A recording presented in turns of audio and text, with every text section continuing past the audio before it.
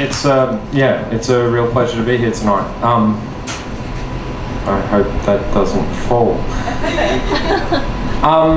So this year has been a pretty bad year for music deaths. And I know, personally speaking, you've seen the death of 3 people whose music, for whatever reason, has meant a lot to my poetry. 3 kind of really different people.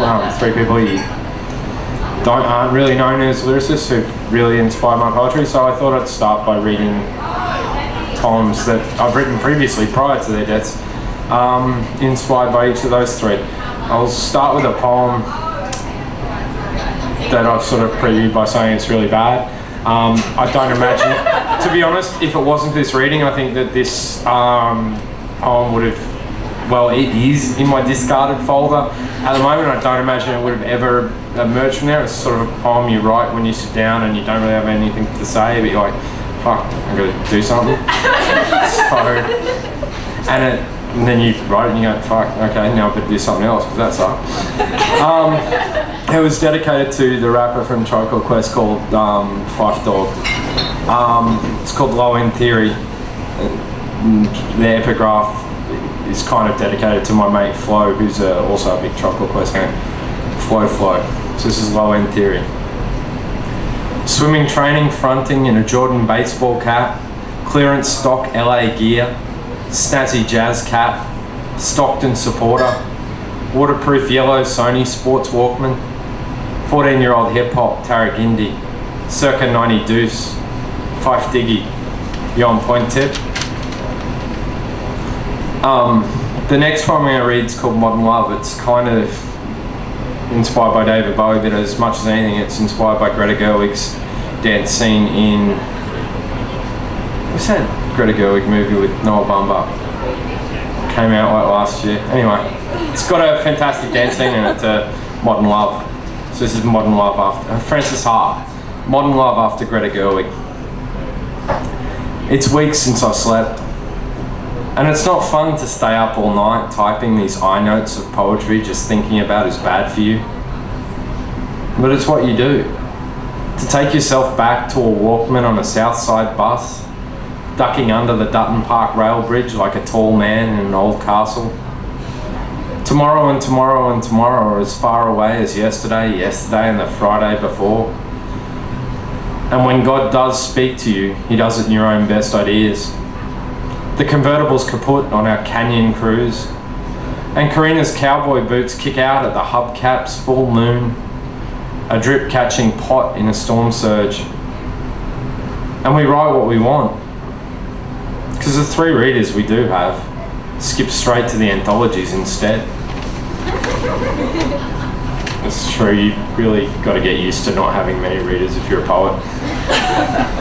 The next poem I'm going to read is from my first book, Popular Mechanics, which came out a long time ago, but it's inspired by Prince's Little Red Corvette. I think Prince is a fantastically underrated lyricist, but in Little Red Corvette, he puns on condoms with the line Trojans and some of them used, which would suggest that the girl in the song is walking around with used condoms in her pocket.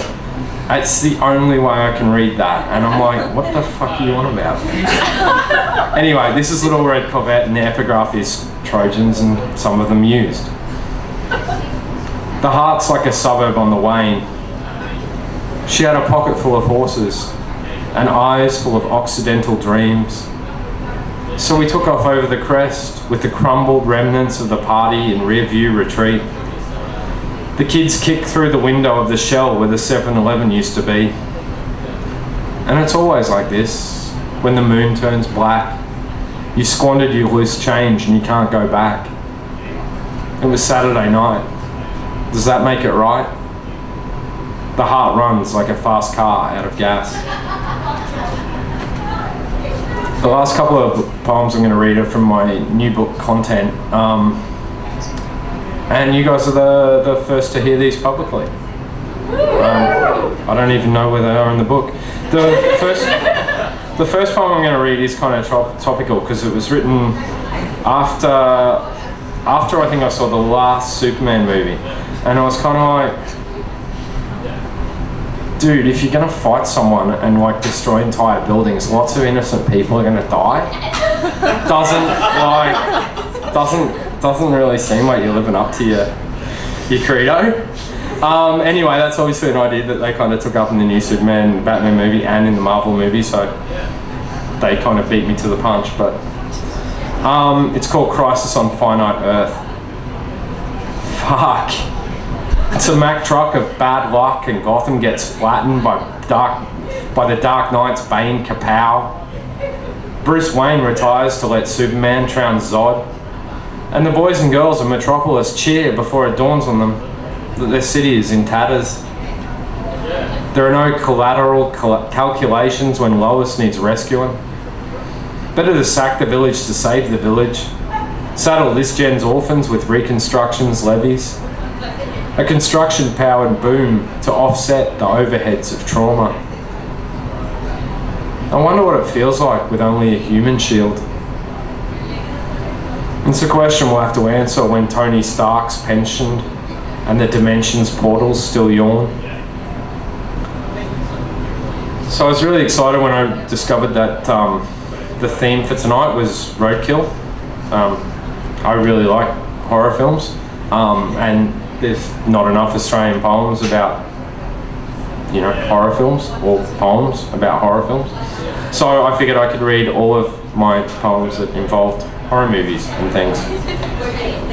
The first one's called Sportsman. It's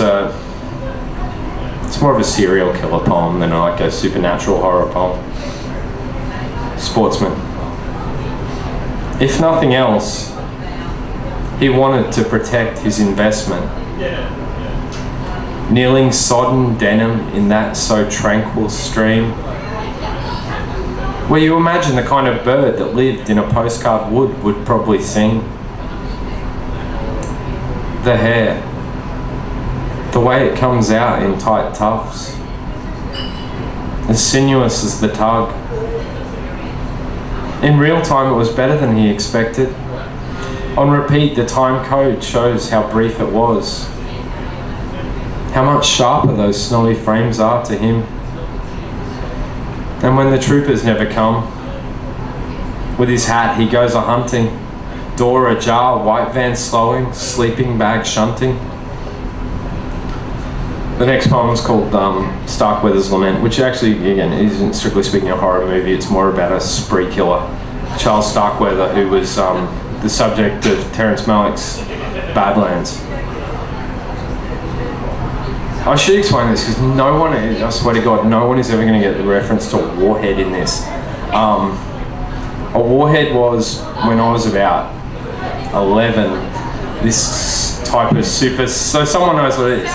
So it still exists, alright, cool. Because I kind of always imagined that I was like, no one is ever going to understand what that's about. And all this weird shit in my poems, I'm like, yeah, fuck, why are you publishing this? And you have no idea what it's about, but I'm glad that maybe this Warhead reference is not lost. It's called Starkweather's Lament. Unremarkable as a 14-year-old's stories, we've jettisoned our heresies, opting for BMWs, signed briefing notes, updated our software quarterly, abandoned to foppery. He chose stark weather over suicide and wagered on the cyclone crossing the coast in time to cover his carnage in asbestos fibro and roof chunks. The massacre wasn't subtle enough for coursework. Too much geyser blood for the anthologist. Like the remnants of an abortion splashed across a pro-choice lawn. It's high stakes, so the soft kids head home, with gristle still clogging the sink and rejection looming. A cathedral of cloud, turquoise with an abundance of hail. And the challenge is simple. Put the warhead on your tongue. Last one sucking inherits the kingdom. Alright, I'm going to read you two more. Zombies weren't as popular as they are now, before The Walking Dead. and I thought that they deserved to be in, you know, a poem. And if you like zombies, there are many films that have titles that end in "of the dead." This is called "Of the Dead." There is no wind-up ballerina to sate my heart, and it was far too much to commence the march. But after the living had been dead and lived again, they set out for the promise of radio crackle. When the hunger has set, I am all appetite, buffeting the buffet, no longer erudite. We have shuffled to the elevator's music, a dithyrambic dance against cyclone mesh. With bloody fingers in excess, we are closer to communion but further from success. And there is nothing more than the wait, while the eye-patched holdouts broadcast in some Khrushchev-era bunker. It happened so quickly, no D-Day or Dunkirk. So the last poem is one I'm particularly proud of, but I don't think anyone else in the world is. It used to be the first poem in this book, and it used to be called "People Are Fucking Stupid," because I would watch the news and then declare that people are fucking stupid. And Wayne's girlfriend said that it should be on my tombstone. Anyway, I was kind of like, well, you know, I'm not really into people, so maybe. And this book is largely angry at the hypocrisy of contemporary discourse. And so I thought that'd be a great way to start it, you know, tell people how angry I am from the beginning. And my current girlfriend, my fiance, is a bit like, well, maybe don't want to call your readers fucking stupid at the beginning. It's like, why not? And she's like, good. Anyway, I listened to her, and I wasn't really angry so much at people as I was angry at internet comments, which is where the fucking stupid people live. So this is now called The Comments, and it's now the last poem in my book. Forget everything you know, or don't. Haunt your secularism and define yourself by the memes you like. Abandon all coherence. As long as you balance that marble between outrage and having no skin in the game. We have never had so much data. So many stages to rehearse the sound and the fury. And that's why my poems let me say what Insanity Wolf won't. Nice Guy Greg tells you it's all Brady Bunch in the end. But it's not. It's Ted Bundy, rampaging through a Florida dormitory. Marsha, massacre. Even a tree branch minces meat. Don't look surprised. You fucking deserved it.